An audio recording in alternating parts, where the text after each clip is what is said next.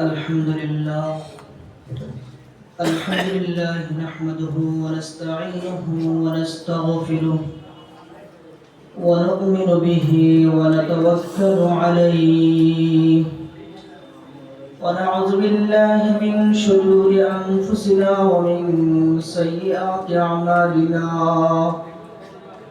من يهد الله فلا مضل له ومن يضلله فلا هادي له ونشهد أن لا إله إلا الله وحده لا شريك له ونشهد أن سيدنا وحبيبنا وقلوبنا ومولانا محمدا عبده ورسوله الذي أرسله بالحق بشيرا ونذيرا وداعيا إلى الله بإذنه وسراجا وقمرا منيرا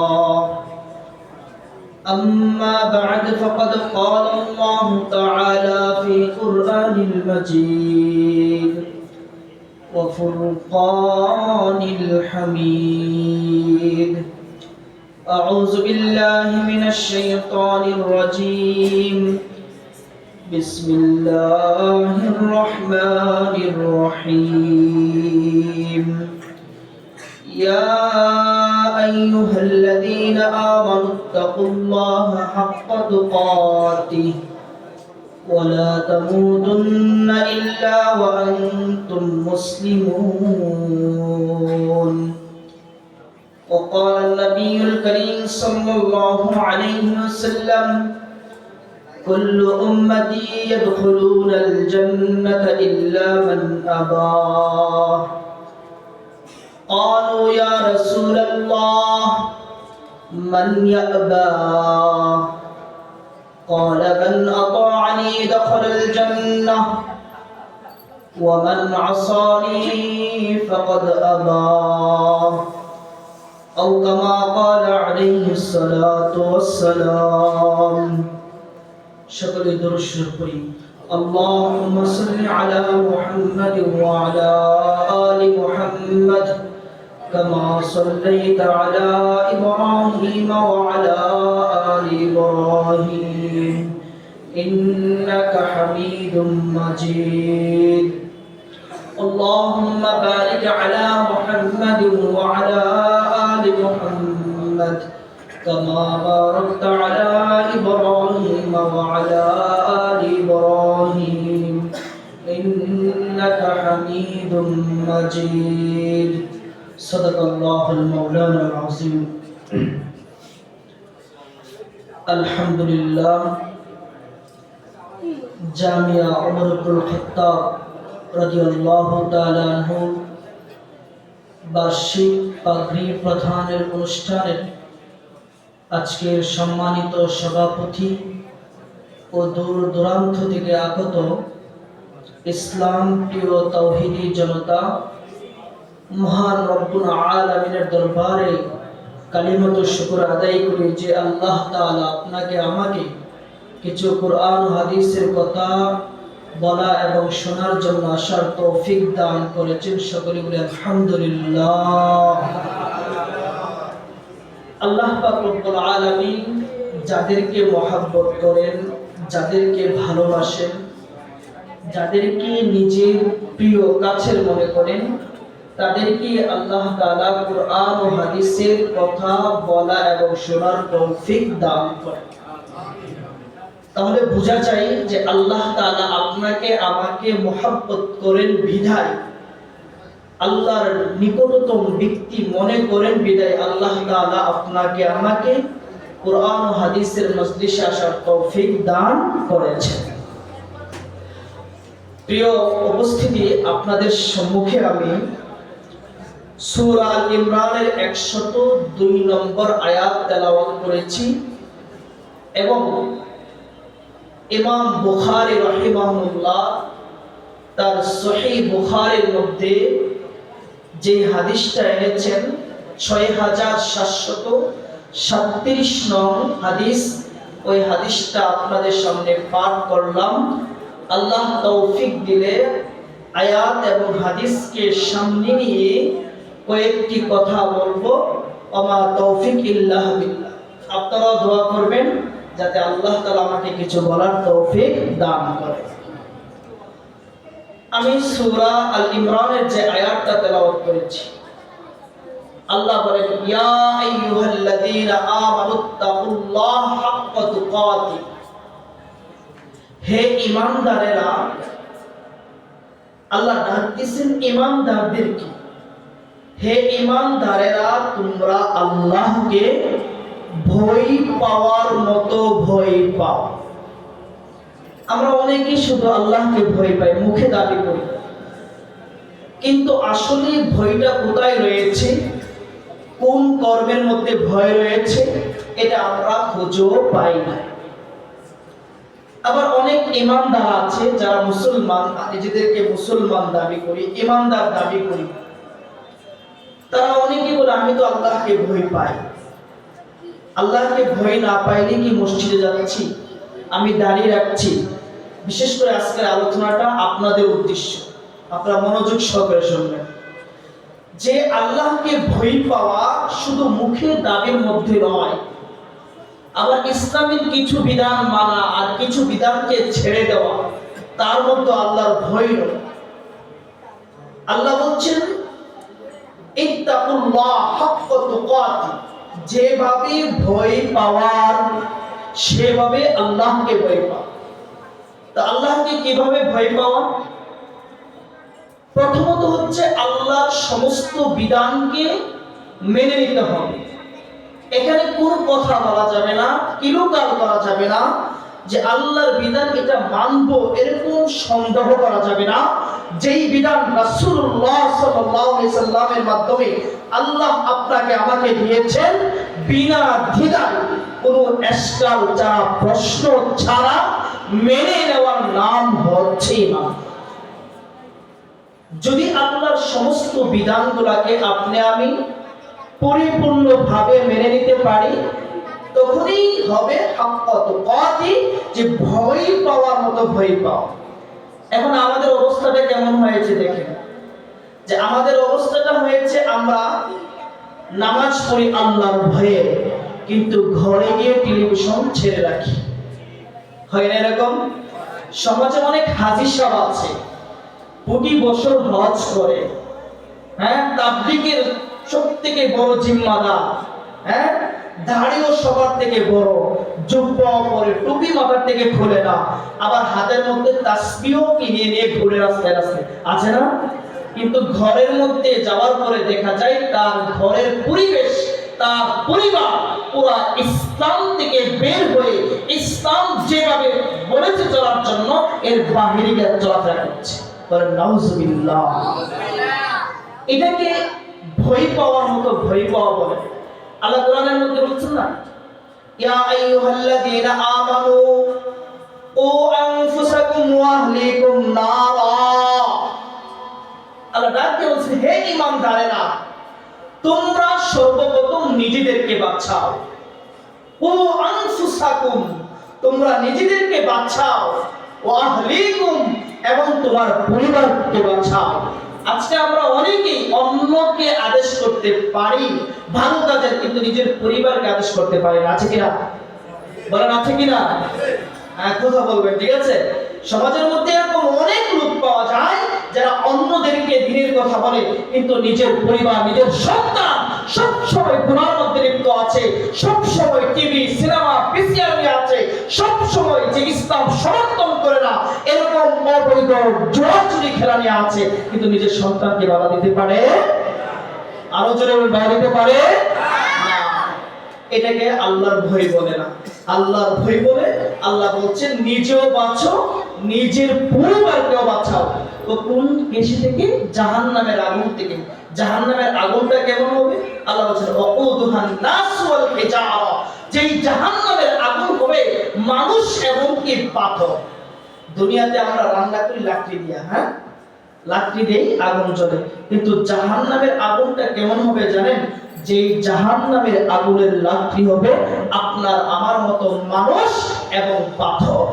তাহলে তার যন্ত্রণাটা কেমন হতে পারে? তার উত্তপ্ত কেমন হতে পারে? দুনিয়ার আগুন, সমস্ত পৃথিবীর আগুন যদি একত্রিত করা হয় আর জাহান্নামের আগুনের যদি দোয়া, তার নিঃশ্বাস যদি রাখা হয়, পুরো পৃথিবীর আগুন থেকে তার যন্ত্রণা, তার বৈকুটি হয়ে যায়।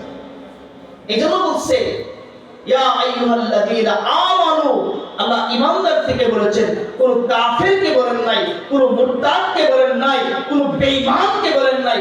আল্লাহ বলেছেন ঈমানদারদেরকে, ঈমানদার কু আনফুসাকুম ওয়া আহলিকুম নারা, তোমরা নিজেদেরকে বাঁচাও, তোমাদের পরিবারকে জাহান্নামের আগুন থেকে করে বাঁচাও। তো এই যে আল্লাহ বলছে যে ইয়া আইয়ুহাল্লাযীনা আমানুত্তাকুল্লাহা হাক্কা তুকাতিহি ওয়ালা তামুতুন্না ইল্লা ওয়া আনতুম মুসলিমুন, যে তোমরা আল্লাহকে ভয় পাওয়ার মতো ভয় পাও, তোমরা মুসলমান না হয়ে মৃত্যুবরণ করিও না। আচ্ছা, আমি আজকে এই আয়াতটা নিয়ে আলোচনা করব। মুসলমান না হয়ে মৃত্যুবরণ করিও না, আল্লাহ কি বলেছেন বলেন? মুসলমান না হয়ে, সবাই আওয়াজ দিয়ে বলেন, আল্লাহ কি বলেছেন? তাহলে কি আমরা মুসলমান না? দেখি কে কে মুসলমান না, হাত তুলে দেখেন। মানে আপনারা মুসলমান না? না, আমরা সবাই মুসলমান। আরো জোরে বলেন, সবাই মুসলমান। একটা হাত তুলে দেখান তো আল্লাহর কাছে কে কে মুসলমান। আল্লাহ তুমি আমাদেরকে মুসলমান হিসেবে কবুল করে নাও। আরো জোরে বলেন আমিন। হ্যাঁ, আল্লাহ এরপর কে বলছেন যে ওয়ালা তামুতুন্না ইল্লা ওয়া আনতুম মুসলিমুন। আমি আজকে মুসলমান কাকে বলি, ইসলাম কাকে বলে, এটা আগে বুঝতে হবে, তারপর দেখবেন আসলে কি আমরা মুসলমান কিনা। ইসলাম হলো যে আল্লাহর বিধানের সামনে নিজের মাথাকে সঁপে দেওয়া। আল্লাহর বিধানের সামনে নিজের মাথাকে কি দেওয়া? সঁপে দেওয়া, কোনো কিলুকাল নাই। যেমন আমরা ছোট সময় মাদ্রাসায় পড়েছি, ফার্সি পরিলিপিটার মধ্যে আল মুসলিমু গর্দান নেহাদান, মুসলমান কাকে বলা হয়? যে মুসলমান বলা হয় গর্দান নেহাদান, নিজের গর্দানকে ঝুঁকিয়ে দেওয়া আল্লাহর সামনে, আল্লাহর সমস্ত বিধানের সামনে নিজের গর্দানকে ঝুঁকিয়ে দেওয়ার নাম হচ্ছে মুসলমান। তাহলে দেখতে হবে আপনি আমি আল্লাহর সমস্ত বিধানের সামনে নিজেকে ঝুঁকিয়ে দিয়েছি কিনা। নামাজ পড়েছি, আমার কান থেকে মোবাইল হেডফোন সরে না, মুসলমান হলো। নামাজ পড়েছি, আল্লাহ বলেছে গান শোনা নিষেধ, আমি আপনি গান শুনছি, তাহলে আল্লাহর বিধানের সামনে নিজেকে ঝুঁকিয়ে দেওয়া হলো। হ্যাঁ, আল্লাহ বলেছেন গান শোনা হারাম, রাসূল আদেশ করে দিয়েছেন, রাসূল আমাদেরকে শিক্ষা দিয়েছেন গান শোনা হারাম। যদি আপনি আমি নামাজ পড়ি, গানকে বর্জন করি, তাহলে হবে মুসলমান। কারণ আল্লাহর আদেশ যেভাবে আমি পালন করছি, আল্লাহর নিষেধকে আমি পালন করছি, তাহলে হবে আল্লাহর সামনে নিজেকে, আমার গর্দানকে কি করে দেওয়া হবে? দেওয়া হবে। আল্লাহ বলেছেন দু চোখ দিয়া কোনো বেগানা মহিলা দেখা যাবে, আরো জোরে দেখা যাবে। আমি নামাজ পড়ি, রোজা রাখি, কিন্তু দু চোখ দিয়া মোবাইল দেখি, মোবাইলে বেগানা মহিলার ডান্স দেখছি, এমনকি ঘরের মধ্যে মেয়ে আর ছেলেকে সাথে নিয়ে বড় টিভি সামনে ছেড়ে দিয়ে বেগানা মহিলার ডান্স আপনি আমি পুরো পরিবার নিয়ে দেখতেছি। আল্লাহ বলেন বান্দা, তোকে আমি বলেছি তুই মুসলমান না হয়ে মৃত্যুবরণ করবি না, তুই আমার বিধান থেকে বের হয়ে তুই মুসলমান থেকেও বের হয়ে গিয়েছিস। ঈমানদার সবাই হতে পারে, কিন্তু মুসলমান সবাই হতে পারে না। ঈমানদার কালিমা পড়েছেন লা ইলাহা ইল্লাল্লাহ, বিশ্বাস করেছেন আল্লাহ ছাড়া কোনো মাবুদ নাই, রাসূলুল্লাহ সাল্লাল্লাহু আলাইহি সাল্লাম আল্লাহর রাসূল, বিশ্বাস করেছেন হাসর নাসর, বিশ্বাস করেছেন জান্নাত জাহান্নাম, বিশ্বাস করেছেন, আপনি ঈমানদার। বলেন আপনি কি ঈমানদার? ঈমান এনেছেন, কালিমা পড়েছেন, কালিমার উপর বিশ্বাস করেছেন, আল্লাহকে বিশ্বাস করেছেন, রাসূলকে বিশ্বাস করেছেন, জান্নাত জাহান্নাম বিশ্বাস করেছেন, ফুলসিরাত হাসর নাসর কোনটাই আবার উজ্জীবিত হতে হবে মৃত্যুর পর, তাও বিশ্বাস করেছেন, আপনি মুমিন। কিন্তু আপনি আল্লাহর বিধানকে ছেড়ে দিয়েছেন, আপনি মুসলমান নন। মুসলমান হতে হলে আল্লাহর সমস্ত বিধানকে আপনার মেনে নিতে হবে। এজন্য মেনে নিতে যদি কেউ আপনার আপনাকে আমাকে প্রশ্ন করে ইসলাম কাকে বলা হয়, বলতে হবে যে ইসলাম বলা হয় আল্লাহর সমস্ত বিধান, যেইগুলাকে আদেশ করেছে, যেইগুলাকে নিষেধ করেছে, সবগুলাকে কোনো এশকাল ছাড়া মেনে নেওয়ার নাম হচ্ছে ইসলাম। মনে থাকবে? মনে থাকবে? আচ্ছা, পৃথিবীতে আল্লাহ তাআলা যত ধর্ম সৃষ্টি করেছেন, যেমন হিন্দু ধর্ম আছে, বৌদ্ধ ধর্ম আছে, খ্রিস্ট ধর্ম আছে, হ্যাঁ, নাসারা, ইহুদি, আরো অনেক ধর্ম আছে। সমস্ত ধর্ম থেকে শ্রেষ্ঠ ধর্ম কোনটি? কোন ধর্মটাকে আল্লাহ তাআলা মনোনীত করেছেন, কোন ধর্মের ব্যাপারে আল্লাহ তাআলা স্বীকৃতি দিয়েছেন, এটা আমাদের জানা দরকার আছে কিনা? হ্যাঁ, যাত্রাবাড়ির মধ্যে বিএনপির প্রার্থী অনেক আছে না? বিএনপির প্রতীক নিবে, ইসলামী দলগুলোর প্রতীক নিবে, অনেক প্রার্থী আছে না? আমি দল করি বিএনপি, আমি দল করি ইসলামী। হ্যাঁ, আমার দলটাকে সমর্থন দিয়েছে, দল কাকে মনোনয়ন দিয়েছে, এটা আপনার আমার জানতে হবে কিনা? না জানলে তো সব জায়গায় মুখ দেব। হ্যাঁ, আমি করি বিএনপি, দিব ইসলামী দলের মধ্যে ভোট। হ্যাঁ, আমি করি ইসলামী, দিব বিএনপি দলের মধ্যে ভোট। এরকম হয়ে যাবে বিষয়টা। এই যে ধর্ম আছে, কোন ধর্মটাকে আল্লাহ তাআলা আপনাকে আমাকে সমর্থন দিয়েছেন, কোন ধর্মকে আল্লাহ তাআলা মনোনীত করেছেন, এটা আল্লাহ তাআলা কোরআনের মধ্যে বলেছেন।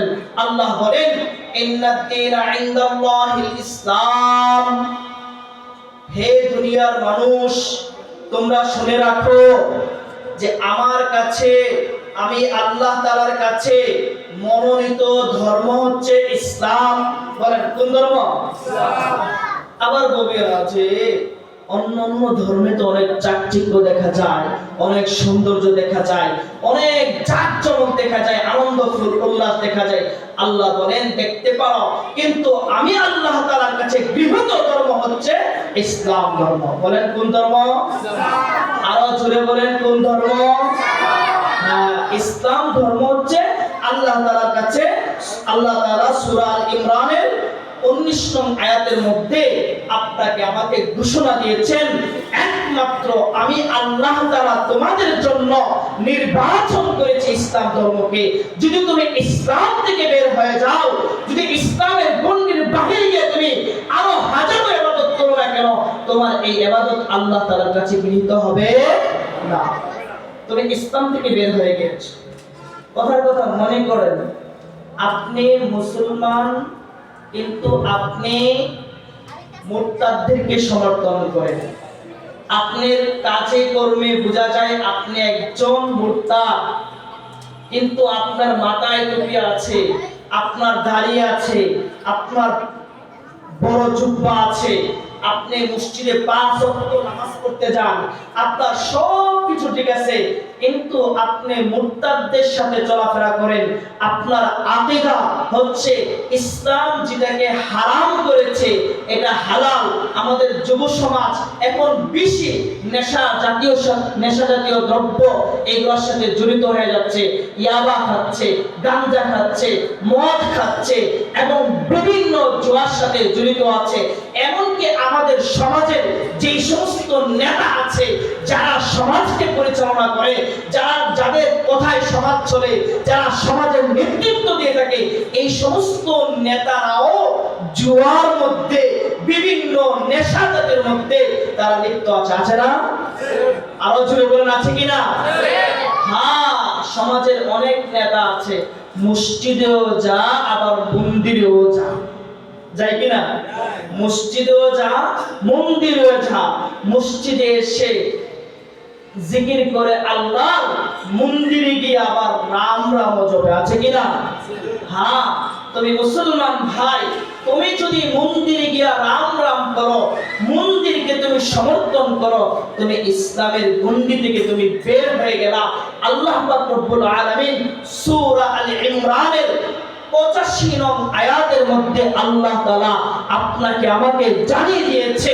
আল্লাহ কি বলেছেন? ওয়া মান ইয়াবতাগি গায়রাল ইসলামি দীনান ফালাই ইউকবালা মিনহু ওয়া হুয়া ফিল আখিরাতি মিনাল খাসিরিন। হে দুনিয়ার ইমানদারেরা, নিজেকে মুসলিম হিসাবে পরিচয় দিয়ে থাকো, তোমরা শুনে রাখো, মনের কান দিয়ে শোনো, দিলের কান দিয়ে শোনো, ভালো করে শোনো। যদি কোনো ব্যক্তি ইসলামকে বাদ দিয়া অন্য কোন দিনকে দিন মনে করে, অন্য কোন ধর্মকে ধর্ম মনে করে, আমাদের সমাজের নেতারা অনেক সময় গিয়া বলে না, ধর্ম সবগুলোই সঠিক, আপনাদের ধর্ম আপনারা পালন করেন, আমাদের ধর্ম আমরা কি করি, পালন করি, বলে কিনা এরকম, বলে কিনা? হ্যাঁ, আল্লাহ বলছেন ওয়ামাইয়াবতাগি গায়রুল ইসলামি দীনা, যারা ইসলামকে বাদ দিয়া, ইসলাম ধর্মকে বাদ দিয়া, আমি আল্লাহ যেই ধর্মের স্বীকৃতি দিয়েছি, যেই ধর্মকে ধর্ম হিসাবে আমি আল্লাহ গ্রহণ করেছি, ওই ধর্মকে বাদ দিয়া অন্য কোন ধর্মকে যদি ধর্ম মনে করে, কি বলেছেন, ধর্ম মনে করে, ফালা ইউকবালা, তার কোন ইবাদত, তার কোন ভালো কাজ, কোন কিছু আল্লাহ তাআলার কাছে গৃহীত হবে না। তুমি সারাদিন নামাজ পড়ো, সারাদিন মসজিদে বসে বসে তাসবিহ জপো, তুমি সারাদিন রোজা রাখো, তুমি আরো জন ইবাদত আছে, হজ করো, তুমি সমাজের সবচেয়ে বড় হাজী সাহেব, তুমি সমাজের সবচেয়ে বড় আবেদ, তুমি সমাজের সবচেয়ে বড় পরহেজগার, তুমি সমাজের সবচেয়ে বড় তাহাজ্জুদ গুজার। আল্লাহ বলছেন তুমি ইসলামকে বাদ দিয়া অন্য ধর্মকে সমর্থন করার কারণে, অন্য ধর্মকে ধর্ম করার কারণে তোমার কোনো কিছু আল্লাহ তাআলা গ্রহণ করবে না। তাহলে গ্রহণ করবে না কি হবে? আল্লাহ বলেন ওয়া ফিল আখিরাতি খাসিরিন, সে আখিরাতে ক্ষতিগ্রস্তদের অন্তর্ভুক্ত হবে। আখিরাতে তার এই ইবাদত, তার আমল কোনো কিছু কাজে আসবে না। এজন্য মেরে মুহতারাম, আগে আপনার আমার ধর্ম কি, এটা আপনার আমার চিন্তা হবে। আপনার আমার ধর্মের কাজ কি, আপনার আমার ধর্ম আপনাকে আমাকে কি আদেশ করেছে, এটা বুঝতে হবে, এটা জানতে হবে। যদি আপনি আমি না বুঝি, না জানি, তাহলে না জানার কারণে আপনার আমার অনেক আমল শুধু বেহুদা কষ্ট, এর কোনো ফায়দা পাওয়া যাবে না। হান্সবে একজন খ্রিস্টান, তার একটা ডিকশনারি আছে, ইংরেজি এবং আরবি। ডিকশনারির নাম হচ্ছে এ সাবমিশন রিসাইনেশন টু দ্য গড। এখানে তিনি ইসলাম কাকে বলে, মুসলিম কাকে বলে, এর ব্যাখ্যা করতেছে যে মুসলমান বলা হয় যে আল্লাহর প্রত্যেকটা বিধানকে এমন ভাবে মেনে নেওয়া, তার আমলে, তার কাজে কর্মে সে বাস্তবে দেখানো আমি আল্লাহর সমস্ত বিধানকে মেনে নিয়েছি। যদি কোনো ব্যক্তি আল্লাহর সমস্ত বিধানকে মেনে নিতে পারে, এইভাবে তাকেই মুসলমান বলা হবে। আর যদি সে মুসলমান নাম পরিচয় দিবে, কিন্তু তার কাজে কর্মে দেখা যাবে সে বিধর্মীদের মতো কাজ করছে, তাহলে প্রকৃত অর্থে বাস্তবে সে মুসলমান নয়। এখন তো আমরা মনে করি যে ইসলাম অপূর্ণ, ইসলাম পূর্ণাঙ্গ জীবন ব্যবস্থা নয়, এটা আমাদের অনেকের আকীদা হয়ে গিয়েছে। আমি মুসলমান কিন্তু ইসলামের উপর পরিপূর্ণ বিশ্বাস করতে পারি না। আমরা মনে করি যে ইসলাম আপনাকে আমাকে শান্তি এনে দিবে না, আপনাকে আমাকে শান্তি এনে দিবে যে এলাকার নেতা যে আছে, এমপি মন্ত্রী যারা আছে, তারা আমাদের সমাজের শান্তি এনে দিবে। আচ্ছা বলেন, শান্তি দেনওয়ালাকে? আরো জোরে বলেন আল্লাহ। আপনাকে আমাকে সৃষ্টি করেছেন কে? আল্লাহ। আরো জোরে বলেন আল্লাহ। আপনাকে আমাকে সৃষ্টি করার পরে আপনি আমি খাবার খেতে পারতাম না, খাবার খাওয়ানো শিখাইছে কে? আল্লাহ। আরো জোরে বলেন আল্লাহ। আল্লাহর নাম বলতে কষ্ট হয়? একটু অন্তর থেকে বলেন না আল্লাহ। আরো জোরে ডাকেন আল্লাহ। আল্লাহ যত বড়, তাকে ডাক দিবেন অন্তর থেকে তত বড় করে। আল্লাহ মহান, তার নামটাও মহান। আল্লাহকে ডাক দিবেন অন্তর থেকে, হতে পারে আল্লাহ এই ডাকে আপনাকে আমাকে কবুল করে নিতে পারে। বলেন সুবহানাল্লাহ। একটা ঘটনা বলবো। একজন হিন্দু 60 বছর পর্যন্ত দেব-দেবীর পূজা করতেছিলেন। ইসলাম পূর্ণাঙ্গ জীবন ব্যবস্থা, এটার আগে আমি শুধু আল্লাহ যে কত বড় এটা বোঝানোর জন্য, আল্লাহ যে কত বড় মহান, আল্লাহ যে গফফার, আল্লাহ যে রহমানুর রহিম, আল্লাহ যে মালিক, আল্লাহ যে সব কিছু করেনওয়ালা, এটা শুধু বোঝানোর জন্য 60 বছর পর্যন্ত সে মূর্তির পূজা করতেছে এবং গির্জাকে সে ঝাড়ু দিয়ে সাজিয়ে গুজিয়ে রাখতেছে। একদিন হঠাৎ করে তার মেয়ের পেট ব্যথা উঠেছে। এমন পেট ব্যথা, হাউ মাউ করে চিৎকার করতেছে। সে মন্দিরে গেল, গিয়া বলল, হে দেবদেবী, দীর্ঘ 60 বছর পর্যন্ত তোমার ইবাদত করতেছি, তোমাকে আমি সাজিয়ে গুছিয়ে রাখতেছি, তোমার শরীরে কোনো ময়লা পড়বে এটা দেই নাই, তোমাকে মুছে মুছে রাখতেছি, আমার 60 বছরের ইবাদতের উসিলায় আমার মেয়ের পেট ব্যথাকে তুমি ভালো করে দাও। মূর্তি কি কথা শুনে? মূর্তির কি সক্ষমতা আছে? যে মূর্তি মানুষ বানায়, এই মূর্তি কোনো কিছু করতে পারবে? এখন সে তো ইবাদত করতে তার আকীদা অনুযায়ী, কিন্তু তার মেয়ের পেট ব্যথা ভালো হচ্ছে না। হঠাৎ করে মসজিদের পাশে গিয়ে দাঁড়িয়ে আছে, দেখতেছে মুসলমানরা কি সুন্দর করে উযু করতেছে, গিয়ে আল্লাহু আকবার বলে নামাজে দাঁড়াচ্ছে। আল্লাহর সামনে কি জানি মুখ দিয়া ফিল করে কি বলতেছে, মুসলমানরা পড়তেছে আলহামদুলিল্লাহি রাব্বিল আলামিন আর রহমানির রহিম মালিক ইয়াউমিদ্দিন। মুসলমানদের সাথে মেরাজুল মুমিনিন as-সালাত, মুসলমানদের মেরাজ, আল্লাহর সাথে সাক্ষাতের সময় হচ্ছে নামাজ।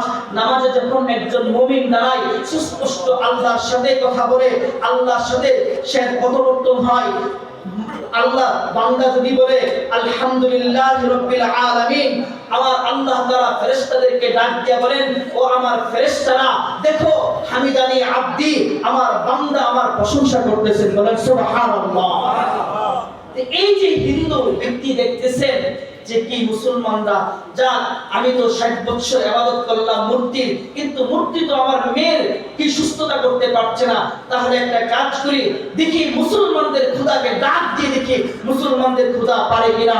যখন সমস্ত মুসলমান এশারের নামাজ পড়ে বাসায় চলে গেছে, কারণ হিন্দু সে নিজে নিজে লজ্জা পাচ্ছে, মসজিদে আসবে কিভাবে উযু করবে, যখন পুরো এলাকা নীরব হয়ে গিয়েছেন, তখন মসজিদে এসে উযু করে যেভাবে সে দূর থেকে দেখেছে সেভাবে উযু করে গিয়া মসজিদে দাঁড়িয়ে আল্লাহকে ডাক দিয়ে বলতেছেন, অন্তর থেকে ডাক দিয়ে বলছেন, হে মুসলমানের খোদা, হে মুসলমানের খোদা, আমি তোমাকে বলছি, তুমি যদি বাস্তবেই যদি খোদা হয়ে থাকো, তুমি যদি বাস্তবে রব হয়ে থাকো, তাহলে আমি তো 60 বছর মন্দিরের ইবাদত করেছি, মূর্তির ইবাদত করেছি, মূর্তি আমার মেয়েকে ভালো করতে পারে নাই, তুমি যদি সত্যকারের খোদা হয়ে থাকো, তাহলে আমি তোমাকে বলছি, তুমি আমার মেয়েকে সুস্থ করে দাও। এভাবে মুসলমানদের মতো নামাজে দাঁড়িয়ে 2 রাকাত নামাজ পড়ে সে বাসায় গেল। যাওয়ার পরে গিয়া দেখতে মেয়ে হাসতেছে আর দৌড়তেছে, খেলতেছে, মেয়ে সুস্থ হয়ে গেল। বাসায় গিয়া যখন দেখলে মেয়ে সুস্থ, সে সাথে সাথে বলল, লা ইলাহা ইল্লাল্লাহু মুহাম্মাদুর রাসূলুল্লাহ। তাহলে সুস্থ দেনেওয়ালা কে? আল্লাহ। আরো জোরে বলেন কে? আল্লাহ। অসুস্থ থেকে সুস্থ করনেওয়ালা কে? আল্লাহ। রোগ দেনেওয়ালা কে? আল্লাহ। রোগ থেকে ভালো করনেওয়ালা কে? আল্লাহ। এজন্য সবসময় আল্লাহকে ডাক দিব অন্তর থেকে। বলেন করতে গেলে একটা আল্লাহকে ডাকতেন আল্লাহ। তো মেরে মুহতারাম, বলতেছিলাম যে ইসলাম হচ্ছে পূর্ণাঙ্গ জীবন ব্যবস্থা। আপনি কি করবেন, সকাল থেকে নিয়ে সন্ধ্যা পর্যন্ত আপনি কিভাবে চলবেন, কি খাবেন, কি খাবেন না, কোন কথাগুলো শ্রবণ করবেন, কোন কথাগুলো শ্রবণ করতে পারবেন না, আপনার দিলের মধ্যে কোন কোন জিনিস নিয়ে ফিকির করবেন, কোন কোন জিনিস নিয়ে ফিকির করতে পারবেন না, আপনি কোন কাজটা কিভাবে করবেন, সম্পূর্ণ ইসলামের মধ্যে বলে দিয়েছেন। আল্লাহ রাসূলের মাধ্যমে আপনাকে আমাকে পরিপূর্ণ আল্লাহ তাআলা দিক নির্দেশনা দিয়েছেন। এজন্য আল্লাহ তাআলা সূরা মাইদার ৩ নং আয়াতের মধ্যে আল্লাহ বলছেন, আল ইয়াউমা আকমালতু লাকুম দীনাকুম ওয়া আতমামতু আলাইকুম নি'মাতি ওয়া রাদিতু লাকুমুল ইসলাম দীনা। আল্লাহ বলেন, আল ইয়াউমা আকমালতু লাকুম দীনাকুম, আমি আজকে তোমাদের দিনকে পরিপূর্ণ করে দিলাম। বলেন কি করে দিলাম? আল ইয়াউমা আকমালতু লাকুম দীনাকুম ওয়া আতমামতু নি'মাতি, এবং আমি আমার নিয়ামতের মাধ্যমে পরিপূর্ণ করে দিলাম। তাহলে আল্লাহ তাআলা আমাদের ধর্মকে পরিপূর্ণ করে দিলেন, আর এই ধর্মটা আমাদের জন্য একটা নিয়ামত, পরিপূর্ণ নিয়ামত। আল্লাহ বলেন, আমি আমার নিয়ামতের মাধ্যমে তোমাদেরকে পরিপূর্ণ করে দিলাম। ওয়া রাদিতু লাকুমুল ইসলাম দীনা, আর আমি তোমাদের জন্য নির্বাচন করেছি ইসলামকে ধর্ম হিসাবে। বলেন সুবহানাল্লাহ। তাহলে ইসলাম ধর্ম আমাদের জন্য পরিপূর্ণ কিনা বলেন তো? এখন আমরা ইসলামকে বাদ দিয়ে যদি আমরা অন্য দিকে চলে যাই, খেয়াল করিয়ে, আমরা অনেক সময় শিরকের মধ্যে লিপ্ত হয়ে যাই, আছে না? হ্যাঁ, গিয়া বলি যে পীরই আমাকে ভালো করে দিবে, পীর ছাড়া আমাকে সুস্থ করতে পারবে। এটা কি শিরক না? আরো জোরে বলে শিরক না? হ্যাঁ, আমরা অনেকে বলি যে আমার বিপদ আমার নেতাই দূর করতে পারবে, আর কেউ দূর করতে পারবে না, আছে না? আচ্ছা, বিপদ দূর করার কে? আল্লাহ। এই যে আল্লাহ বলেছেন আমি তোমাদের ধর্মকে পরিপূর্ণ করে দিয়েছি, এখন এই ধর্ম বাদ দিয়ে যদি অন্য কোনো ধর্মকে যদি আমরা গ্রহণ করি, আমাদের আকীদা যদি অন্য হয়, তাহলে আপনি আমি বললাম আল্লাহ পুরাপূর্ণ করে দিয়েছে, আল্লাহ বলছেন পুরা করে দিয়েছে, আমি বললাম না আল্লাহ পরিপূর্ণ করে দেন নাই, এখনো বাকি আছে, আছে কিনা? বলেন আছে কিনা? যেমন কোরআনের মধ্যে বলেছেন যারা শিরক করে, আল্লাহ বলেন ওমাই ইউশরিক বিল্লাহ ফাকাদ হারামাল্লাহু আলাইহিল জান্নাহ ওয়া মাওয়াহু ফিন্নার, যারা আল্লাহর সাথে শিরক করবে, আল্লাহর সাথে কাউকে শরীক করবে, আল্লাহ তার জন্য জান্নাতকে হারাম করে দিবেন, তার ঠিকানা হবে কোথায়?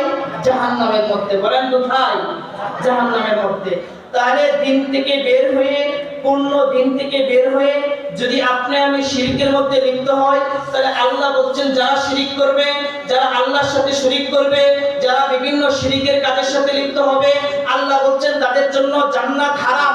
আমি মানুষকে সৃষ্টি করেছি জান্নাত দেওয়ার জন্য, কিন্তু দুনিয়াতে গিয়ে সে যেহেতু আমার সাথে শিরক করেছে, আমার সাথে অন্য কাউকে শরীক করেছে, আমি তার জন্য আমি আল্লাহ তাআলা জান্নাতকে হারাম করে দিয়েছি। জান্নাত যেহেতু হারাম করে দিয়েছি, তার ঠিকানা কোথায়? ওয়া মাওয়াহু ফিন্নার, তার ঠিকানা কোথায়? জাহান্নামের মধ্যে আমি করে দিয়েছি। কথা বুঝতে পেরেছেন? আল্লাহ আপনাকে আমাকে ডাক দিয়ে বলেন, ইয়া আইয়ুহাল্লাযীনা আমানু দুখুলু ফিস সিলমি কাফা ওয়া লা তাত্তাবিউ খুতুওয়াতিশ শাইতান।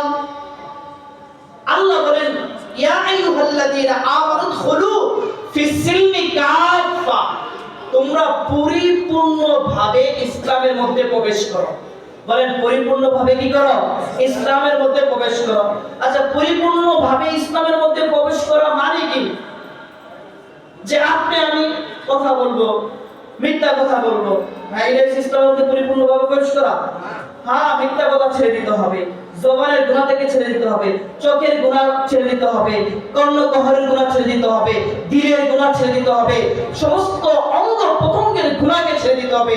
আল্লাহ পাক রব্বুল আলামিন কোরআনের মধ্যে বলেন, ওয়ালাকাদ যারানা লিজাহান্নামা কাসীরাম মিনাল জিন্নি ওয়াল ইনস লাহুম কুলুবুন লা ইয়াফকাহুনা বিহা ওয়া লাহুম আ'যানুন লা ইয়াসমাউনা বিহা ওয়া লাহুম আ'য়ুনুন লা ইবসিরুনা বিহা উলাইকা কাল আনআম বাল হুম আযাল ওয়া উলাইকা হুমুল গাফিলুন।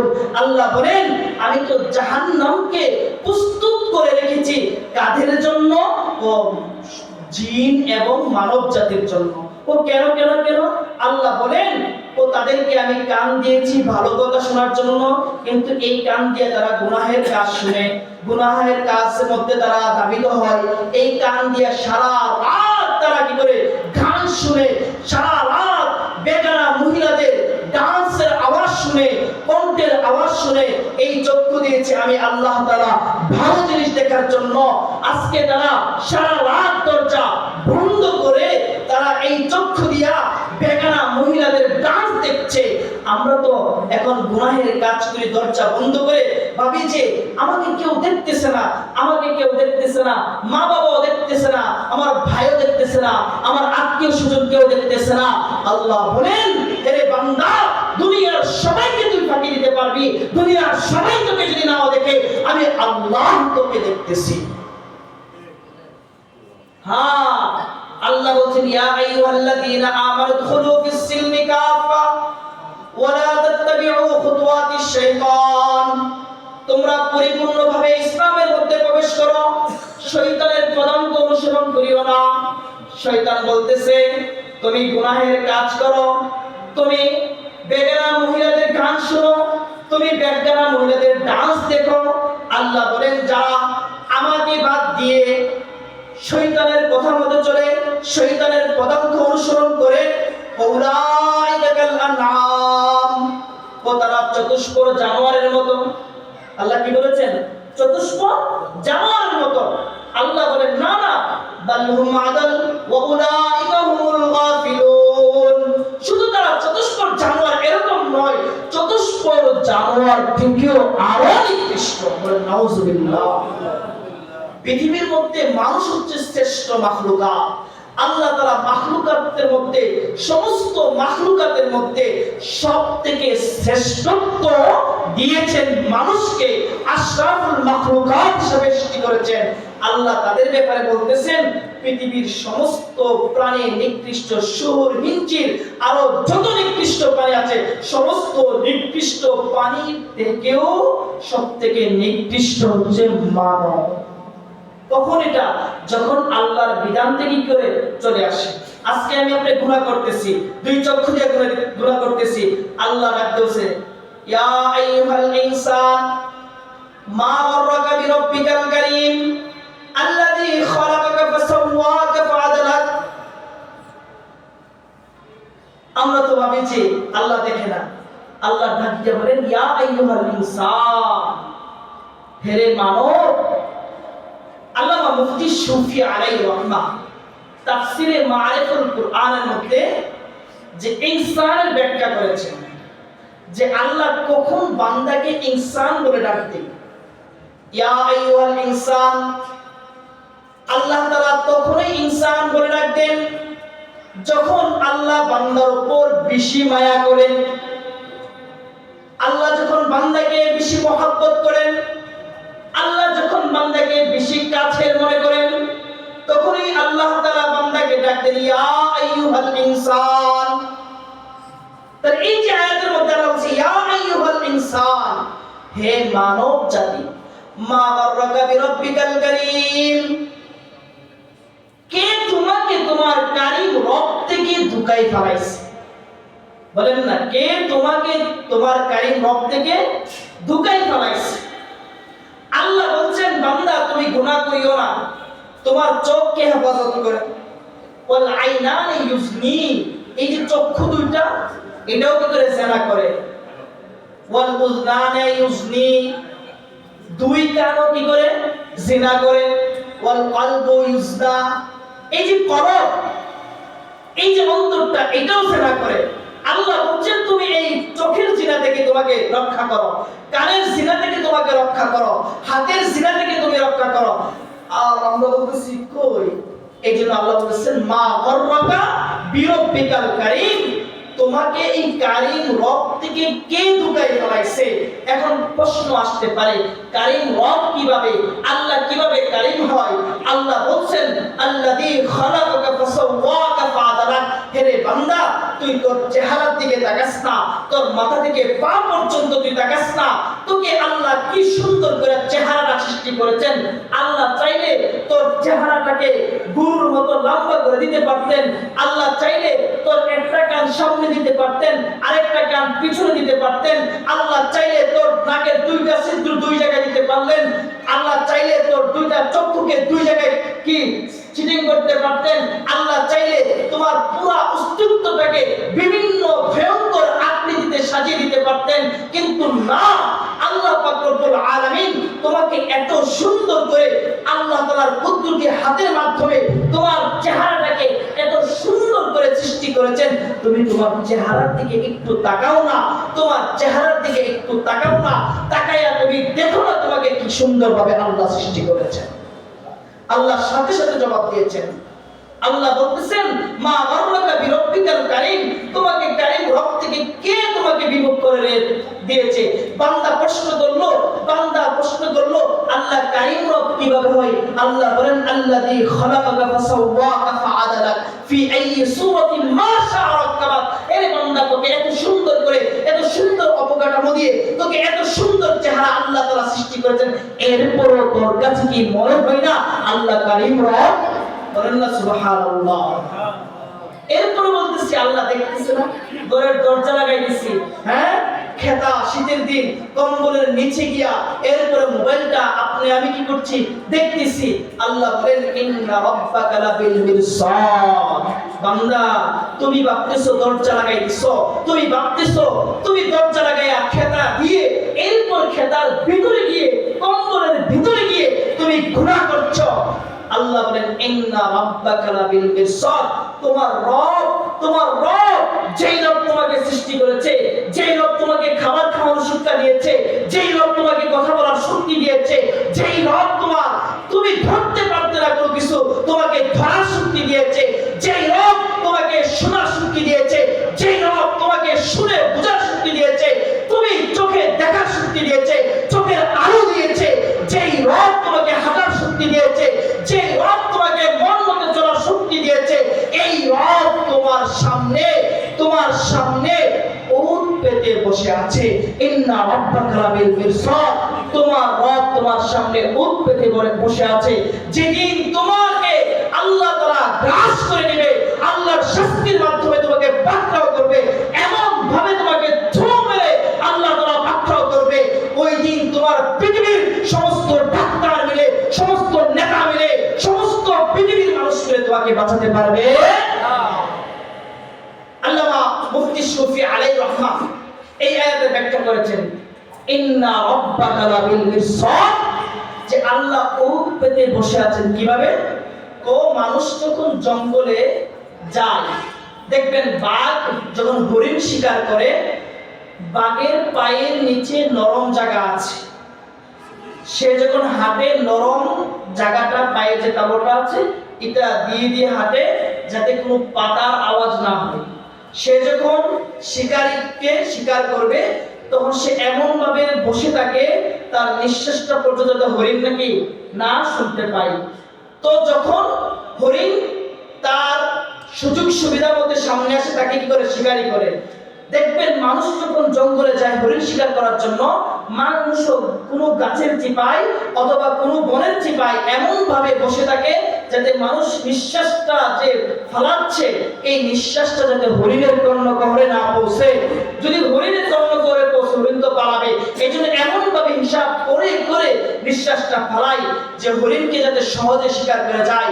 আল্লাহ পাক রব্বুল আলামিন বান্দা যখন গুনাহ করে, বান্দা যখন গুনাহর দিকে যায়, বান্দা যখন জিনার দিকে যায়, বান্দা যখন দুর্নীতির দিকে যায়, বান্দা যখন টেন্ডারবাজি করতে যায়, বান্দা যখন চাঁদাবাজি করতে যায়, বান্দা যখন মানুষের উপর জুলুম করে, বান্দা যখন মানুষের উপর অত্যাচার করে, বান্দা যখন মানুষের অর্থ সম্পদ মেরে খায়, বান্দা যখন মানুষের জমি জমা দখল করে, আল্লাহ পাক রব্বুল আলামিন বলেন, আমি আল্লাহ তোমার সামনে উট পেতে বসে আছি, তোমার সমস্ত বাহাদুরি আমি একদিন শেষ করে দিব। তাহলে আল্লাহর চোখের বাইরে আমরা, হ্যাঁ, দুনিয়াতে তো অনেক বাহাদুরি করি, দুনিয়াতে ক্ষমতা যার হাতে পুরা দেশটাই তার হাতে মনে করি, ঠিক না?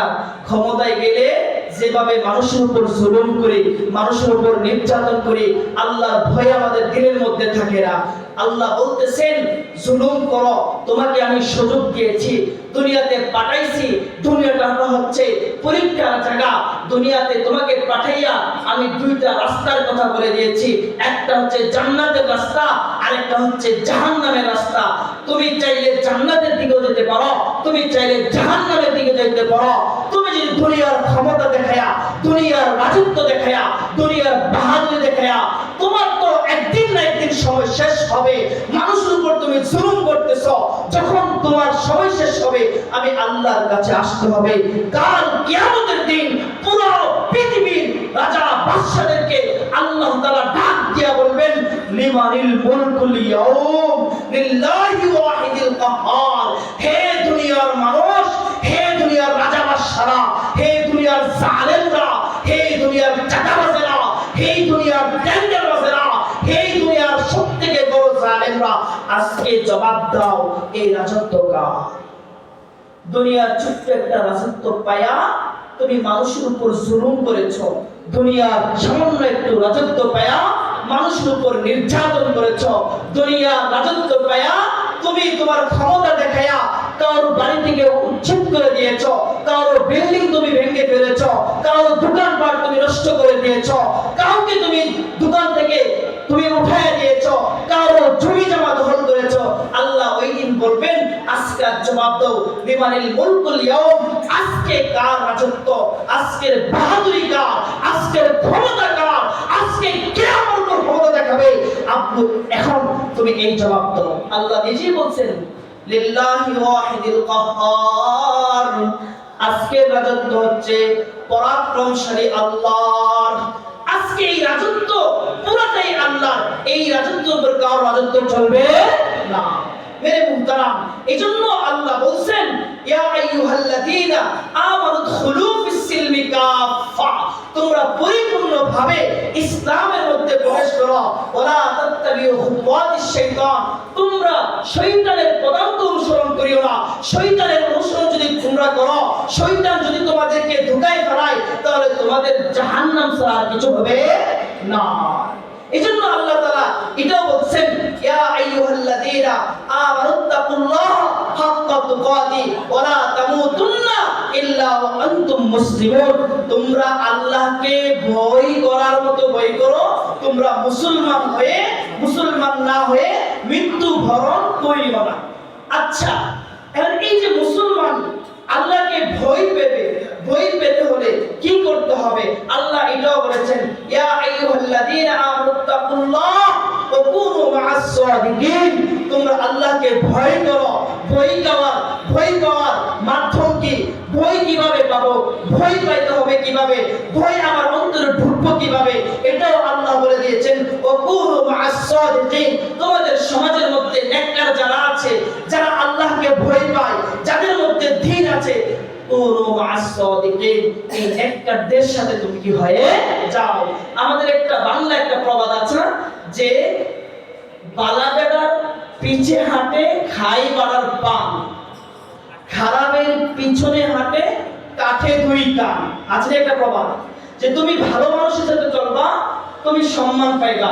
ভালো মানুষকে তোমার যা খাবার দিবে, তার খাবার থেকে তোমার জন্য কি রিজিকের ব্যবস্থা হবে, তাকে যা দিবে তোমাকেও দিবে। আর তুমি যদি খারাপের সাথে চলো, তাহলে যদিও সামনে আমাদের তো এখন দুইটা সালাম, দুই প্রকার। একটা হচ্ছে সম্মানের সালাম, আর একটা হচ্ছে ভয়ের সালাম। একজন আলেমকে দেখেছে, একজন তাবলীগী মুরব্বিকে দেখেছে, একজন নামাজি ব্যক্তিকে দেখেছি, একজন ভালো মানুষকে দেখেছি রাস্তায় সালাম দেই মহব্বতে, আসসালামু আলাইকুম ওয়া রাহমাতুল্লাহ। এই সালামটা আসে অন্তর থেকে।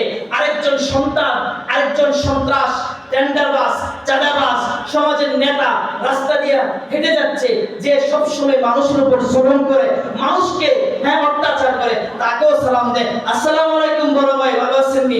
এই সালামটা দেয় ভয়ে ঘৃণার সালাম। কিন্তু যদিও মুখ দিয়ে সালাম বলেছে, কিন্তু অন্তর বলে আল্লাহ তোর উপর লানত করো, আল্লাহ তোকে ধ্বংস করে দে। এই জন্য আমাদের সমাজে দুইটা সালামের দুই প্রকার হয়ে গেছে। একটা হচ্ছে মহব্বতের সালাম, আর একটা হচ্ছে কি ঘৃণার সালাম। এই জন্য ভালো মানুষ, আল্লাহ বলেছেন, ইয়া আইয়ুহাল্লাযীনা আমানুত্তাকুল্লাহ ওয়া কুনু মা'আস সাদিকিন। তুমি আল্লাহকে ভয় পাও। আল্লাহ বলেছেন ভয় পাও। বান্দা বলেছে ভয় কেমনে পাবো? আল্লাহ আমি তো কোনো কিছু জানি না, কোনো কিছু বুঝি না। আল্লাহ বলেন কুনু মা'আস সাদিকিন।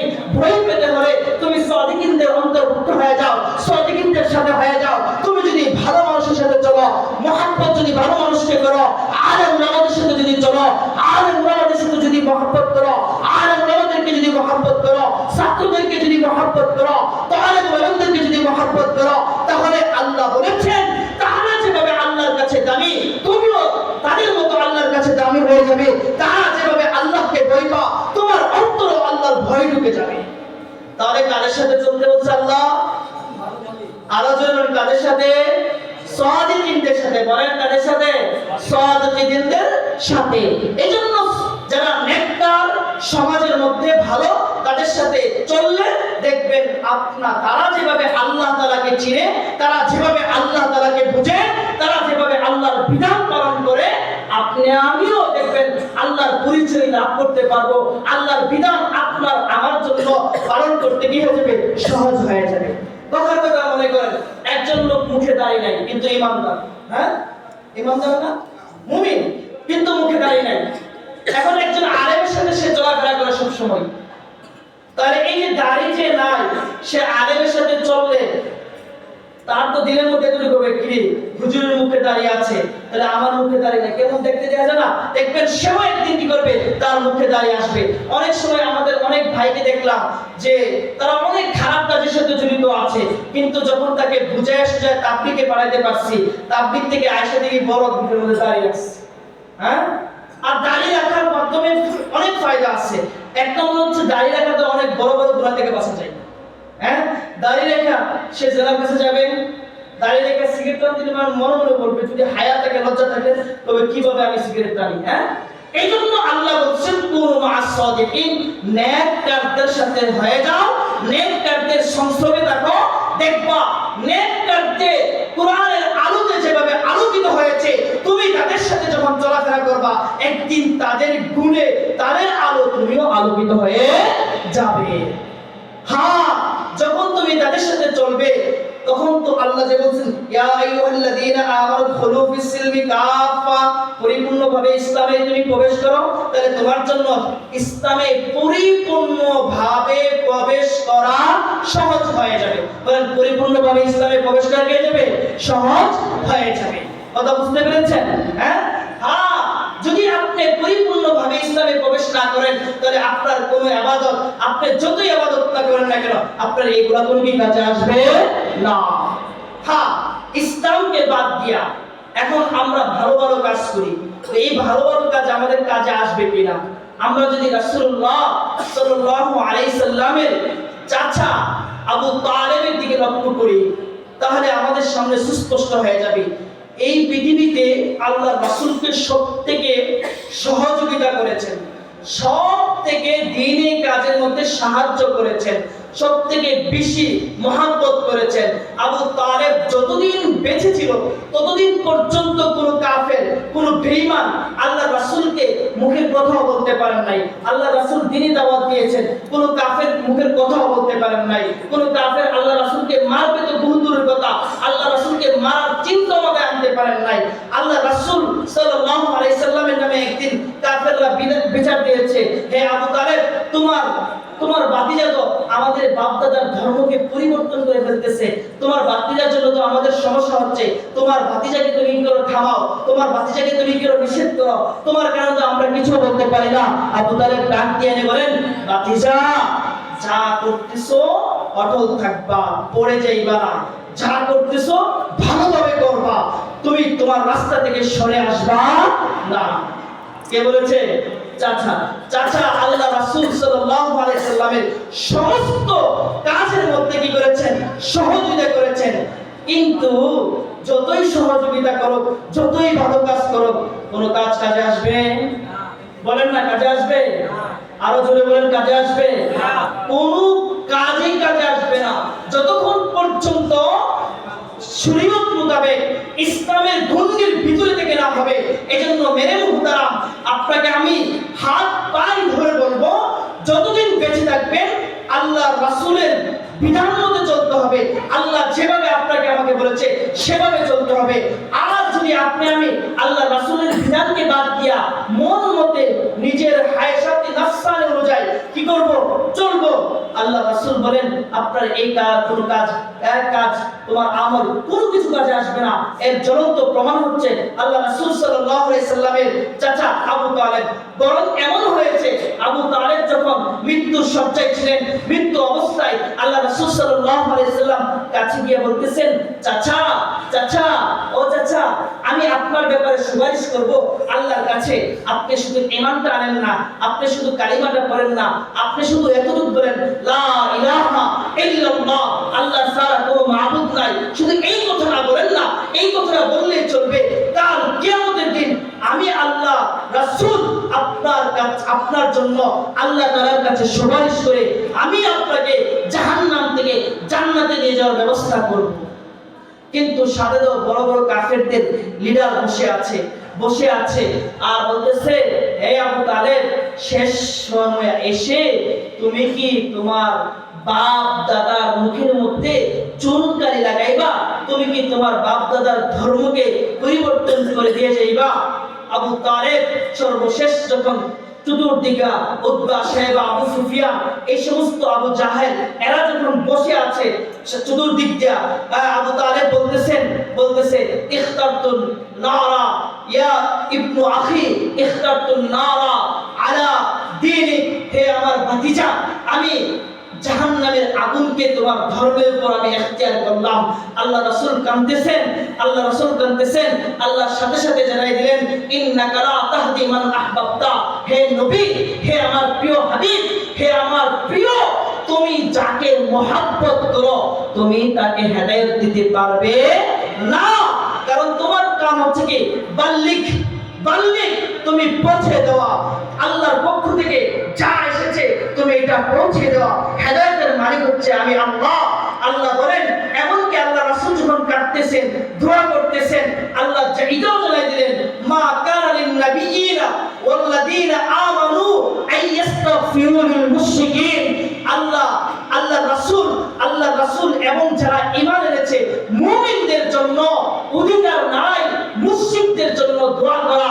যে সমস্ত মুশরিক যারা আল্লাহর সাথে শিরকি করেছে, যারা আল্লাহর ইবাদত বাদ দিয়ে, আল্লাহর বিধানকে বাদ দিয়ে নিজের মন গড়া চলেছে, দেব-দেবীর পূজা করেছে, দেব-দেবীর ইবাদত করেছে, যারা দুনিয়ার নেতাদের পূজা করেছে, আল্লাহ এটাও বলেছেন, আমরা অনেকে আবার নেতাদের পূজা করি। নেতারা যা বলে, অনেক সময় নেতারাও পার্লামেন্টে দাঁড়ায় বলে দেশ কোরআন হাদিস অনুযায়ী চলবে না, আমরা মৌলবাদীর বিশ্বাসী নই, কোরআনের বিশ্বাসী নই, আমরা মৌলবাদীকে বিশ্বাস করি না, আমরা চলি আমাদের বিধান অনুযায়ী, এরকম বলে আছে কিনা? হ্যাঁ, এই সমস্ত মুশরিক, এই সমস্ত বেঈমান, তাদের ব্যাপারে আল্লাহ সুস্পষ্ট জানিয়ে দিয়েছেন, হে নবী, যারা ঈমান এনেছে এবং কোন নবীর জন্য এই অধিকার নাই এই সমস্ত মুশরিকদের জন্য দোয়া করা। এখন তো আমরা আবার অনেকে একটা কথা বলে থাকি যে আবু তালেবের শাস্তিকে কমাই দেওয়া হবে। অনেকে বলে কেন? যেহেতু আবু তালেব আল্লাহ রাসূল জন্ম হওয়ার পরে তার দুই হাতের ইশারা, দুই আঙ্গুলের ইশারার মাধ্যমে দাসীকে কি করেছেন? আযাদ করে দিয়েছেন। আল্লাহ রাসূলের চাচা আবু লাহাব, যে এই যে দাসীকে কি করেছেন?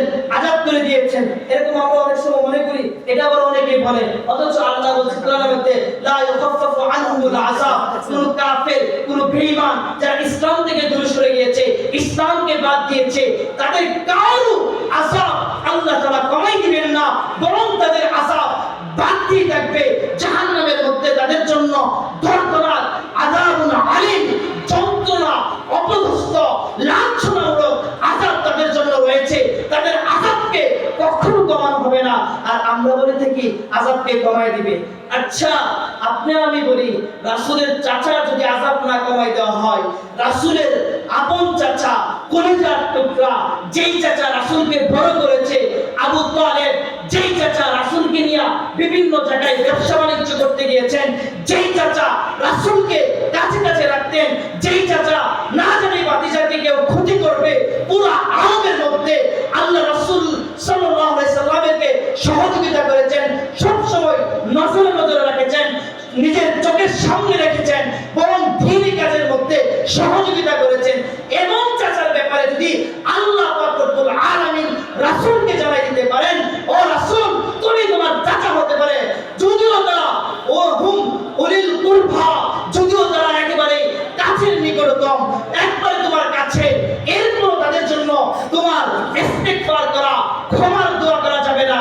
আজকে আমি বলি, যারা আল্লাহ দিন থেকে বের হয়ে গুনাহের কাজের মধ্যে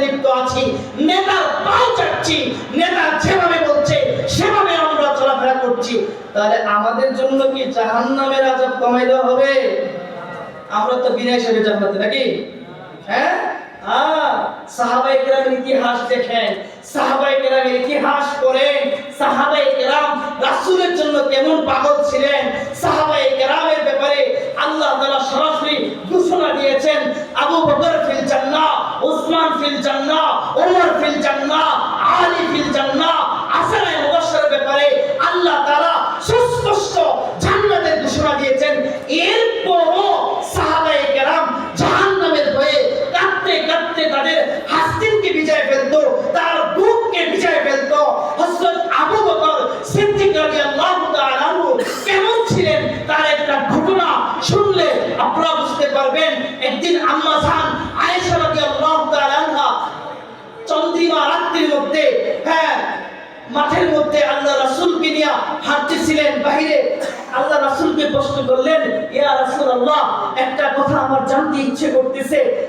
রাসূল বলেন, যেহেতু প্রিয়তমা স্ত্রী জিজ্ঞাসা করছেন, আল্লাহ রাসূল বলেন, আচ্ছা আয়েশা, কি কথা তোমার জানতে ইচ্ছে করছেন, তুমি বলো না। এখন তো আমাদের অবস্থা, এই শুনেন মুরব্বিরা, যুবকরা শুনিও, স্ত্রীর সাথে খুশ মেজাজে কথা বলা সুন্নাহ। বলো, স্ত্রীর সাথে খুশ মেজাজে কথা বলা কি সুন্নাহ? স্ত্রীকে কোনো কিছু হাদিয়া দেওয়া সুন্নাহ। স্ত্রীর সাথে একটু মজা করা, স্ত্রীর সাথে একটু রং ঢং করা, বলেন কি সুন্নাহ। আমরা স্ত্রীর সাথে ধমক দিয়ে কথা বলি, স্ত্রীকে যাও এখান থেকে, এখন বাহির থেকে আসছি, দেখো না তুমি। আর আমরা পার্টি সেন্টারে গিয়ে সেরা বেগানা মহিলা নিয়ে খুব মজা মজা কথা বলতে পারি, হয় না? কারণ হারামে আরাম বেশি। হারামে আরাম কি? যদিও সাময়িক সময়ের জন্য আরাম, কিন্তু তোমার দুনিয়াও বরবাদ, আখিরাতও বরবাদ। মেরে ভাই, দুটো পায়ে ধরি, কোন বেগানা মহিলার সাথে হাসি মুখে কথা বলবেন না, কোন বেগানা মহিলার সাথে মিষ্টি সুরে কথা বলবেন না। যদি হাসি মুখে কথা বলতে হয় তাহলে স্ত্রীর সাথে করবেন, যদি মিষ্টি মুখে কথা বলতে হয়, যদি রং তামাশা করতে হয়, স্ত্রীর সাথে করবেন, সওয়াবও পেয়ে যাবেন, সুন্নাত আদায় হয়ে যাবে। আজকে যে স্ত্রীর সাথে হাসি মুখে কথা বলবেন তো দেখি মুরব্বিরা কে আছে কি হাসি মুখে কথা বলবেন, নাকি সুন্নাহ পালন করতে অভ্যস্ত না? হাত তুলে দেখেন না, সওয়াব হবে। আল্লাহ তুমি আমাদেরকে কবুল করে নাও। স্ত্রীকে একটু মজা করবেন, ঠিক আছে? হাসি মুখে যাওয়ার সময় আজকে মাহফিল শেষ করে যাবেন না। লাভ পেন দিছিলেন, লাভের মতো যে চকলেট বের হইছে, কথা বলে না, দেখছেন না? এই সবাই একটা চকলেট নিয়ে যাবেন, ঠিক আছে? বলবেন যে আজকে হুজুর বলছে একটা সুন্নত পালন করার জন্য তোমার জন্য একটা কি একটা লাভ ক্যান্টি নিয়ে আসছি, চাইেন আবার অন্য মহিলা দিয়ে না দিলে আপনার ক্যান্টিও হারাম হয়ে যাবে, আপনার কথা সবকিছু হারাম হয়ে যাবে। কথা বুঝতে পেরেছেন? এজন্য নিজের স্ত্রীকে খুশি করবেন, নিজের স্ত্রীর সাথে একটু মজা করবেন। আল্লাহ রাসূল সাল্লাল্লাহু আলাইহি ওয়াসাল্লাম আম্মা জানা আয়েশা রাদিয়াল্লাহু তাআলা আনহার সাথে দূর প্রতিযোগিতা করতেন। আয়েশা, চলো দেখি কে আগে দিতে পারে। আম্মা জানা আয়েশা রাসূল দূর দিয়েছেন, আর কষ্ট করেছে নাকি আল্লাহ রাসূল দূর মারছে, আগে চলে গেছে। আম্মা জানা আয়েশার মনটা একটু বেজার, বলছে আয়েশা তোমার মন বেজার কেন, চলো আরেকবার দূর দিচ্ছে। আল্লাহ রাসূল ইচ্ছা করে প্রশ্ন করছেন, আম্মা জানা আয়েশার ইচ্ছা আগে যেতে দিয়েছেন। বলেন সুবহানাল্লাহ। স্ত্রীকে ছাদের উপর যায় দূর দিবেন, ঠিক আছে? সুন্নাত পালন করবেন। স্ত্রীর মুখের মধ্যে একটু কি করবেন, খাবার খেতেছেন, মুখের মধ্যে একটু কি করবেন, লাগাই দিবেন, সুন্নাহ পালন করবেন। স্ত্রীর মুখে খাবার তুলে দিবেন, সুন্নাহ পালন করবেন।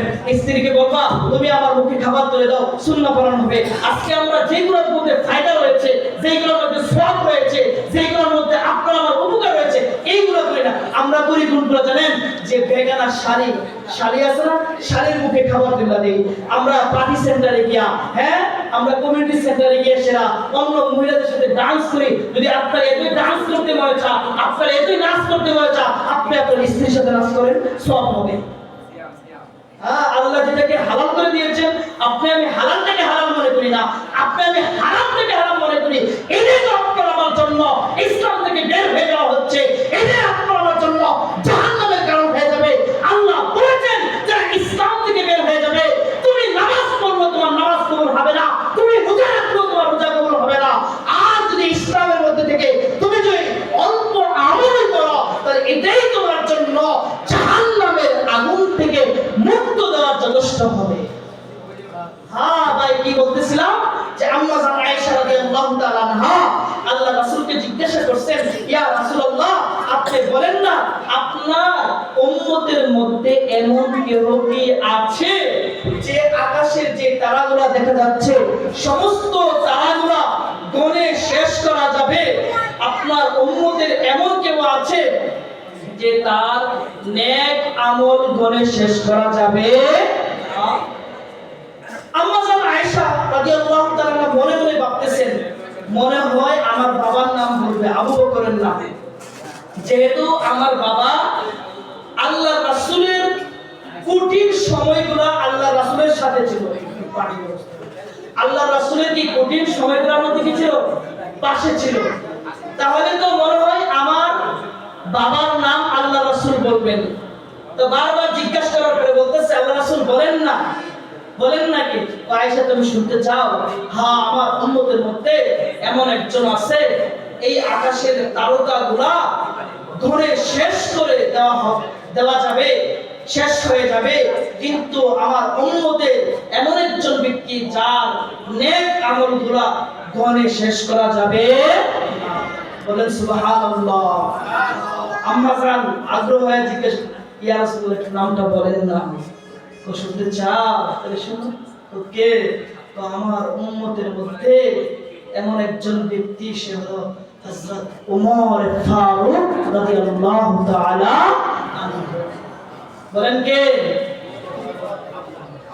আম্মা জান আয়েশা রাদিয়াল্লাহু তাআলা আনহা নামটা শোনার সাথে সাথে তার চেহারা পরিবর্তন হয়ে গেল। বলতেছেন, ইয়া রাসূলুল্লাহ আমি তো ভেবেছিলাম আপনি আমার বাবার নাম বলবেন, কিন্তু আপনি তো আমার চিন্তা ফিকির যেটা ছিল এর বিপরীত বলেছেন। তাহলে কি আমার বাবা এমন কোনো আমল করে নাই যেই আমল উমরের আমল থেকে আরো বেশি হবে? আল্লাহ রাসূল সাল্লাল্লাহু আলাইহি সাল্লাম যখন দেখেন প্রিয় তোমার চেহারাটা মলিন হয়ে গেল, জিজ্ঞাসা করতেছে, হে আমার প্রিয়তমা তোমার চেহারা কেন মলিন হয়ে গেল? তো ইয়া রাসূলুল্লাহ আমার বাবা কি এমন কোনো আমল করে নাই যে আমল আবু ওমরের আমল থেকে বেশি হবে? আল্লাহ রাসূল বলেন, তাহলে শুনতে চাও? হ্যাঁ তাহলে শুনো। বলতেছে যে তোমার বাবা আবু বকর এক রাত্রের আমল আর হযরত ওমরের পুরা জিন্দেগি এবং বন্দেগি যদি এক পাল্লায় রাখা হয়, তোমার পিতা আবু বকরের এক রাতের আমল হযরত ওমরের জিন্দেগি এবং বন্দেগির থেকে আরো বেশি হবে। বলেন সুবহানাল্লাহ। এখন বলেন যে কোন রাতের আমল? হিজরতের রাত। আম্মা জান আয়েশা রাদিয়াল্লাহু তাআলা শুনে তো খুশি হয়ে গেলেন। হ্যাঁ, তাহলে কি আমার বাবা আমার বাবার আমল কি এত দামি? হ্যাঁ। তো কেন? মুহাদ্দিসিনে কেরাম বলেছেন দামি কেন জানেন? আরে ভাই, আমাদের ঈমান আর সাহাবায়ে কেরামের ঈমান কি পার্থক্য আমি বলতেছি। সাহাবায়ে কেরাম জাহান্নামের জন্য কিভাবে কাঁদছেন, আর আমি আপনি সার্টিফিকেট না পায়ও মানে বাপ দাদার মানে জান্নাত বাস। অনেকে তো আবার পীর বলে, পীরের কাছে মুরিদ হলে আর কিচ্ছু লাগে না, পীরই আপনাকে আমাকে জান্নাতে নিয়ে যাবে। বলেন নিয়ে যাবে? পীরের অধিকার আছে, পীরের ক্ষমতা আছে। হ্যাঁ, কাল কিয়ামতের দিন সমস্ত নবীরা পর্যন্ত ইয়া নাফসি বলে ডাকবে, নিজের চিন্তা করবে, নিজেকে বাঁচাও, নিজেকে বাঁচাও। শুধু একমাত্র আমাদের নবী জনাবে মুহাম্মদুর রাসূলুল্লাহ সাল্লাল্লাহু আলাইহি সাল্লাম ডাকবে, ইয়া উম্মতি ইয়া উম্মতি ইয়া উম্মতি। আমরা তো রাসূলের কথা মতো চলি না। রাসূলকে কে চেহারাটা কিভাবে দেখাবো? এইগুলা লোকগুলো যে সামনে আসেন, সামনে ফাঁকা আছে, সামনে আসলে কথা বুঝবেন, মজা পাইবেন। পিছনে ওইদিকে মানে দেওয়ালের আড়ালে আছে, বুঝছেন না, সামনে আসেন। হ্যাঁ, কথা বুঝতে পেরেছেন? তাইলে আপনার আমার পীর কিভাবে আপনাকে আমাকে জান্নাতে নিয়ে যাবে? পীরের হিসাব দিতে পারবে না। এখন তো আমরা এমন পীরকে মানি যে পীরের মধ্যে কি নাই,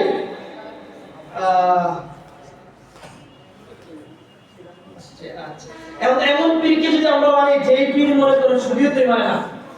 বলেন যে পীর কি করে না? শরীয়তে মানে না, শরীয়ত বাদ দিয়ে চলাফেরা করে, অলঙ্গ অবস্থায় চলে।